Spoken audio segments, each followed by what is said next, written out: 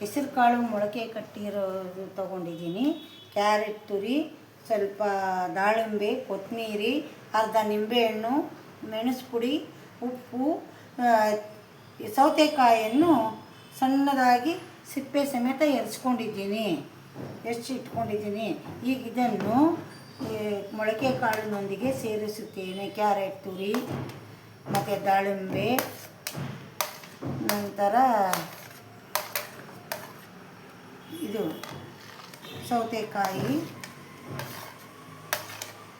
ಸ್ವಲ್ಪ ಇದು ಮೆಣಸು ಪೌಡರು, ಸ್ವಲ್ಪ ರುಚಿಗೆ ತಕ್ಕಷ್ಟು ಉಪ್ಪು ಇನ್ನು ಸೇರಿಸಿ ಚೆನ್ನಾಗಿ ಇದನ್ನು ಸೇರಿಸಿ ಬೆರೆಸಿಕೊಂಡಿದ್ದೇನೆ. ನಂತರ ಸ್ವಲ್ಪ ನಿಂಬೆಹಣ್ಣು ಹಿಂಡುತ್ತೇನೆ. ಸ್ವಲ್ಪ ಕೊತ್ತಂಬರಿ ಸೊಪ್ಪನ್ನು ಸೇರಿಸ್ಕೊಳ್ಳಿ.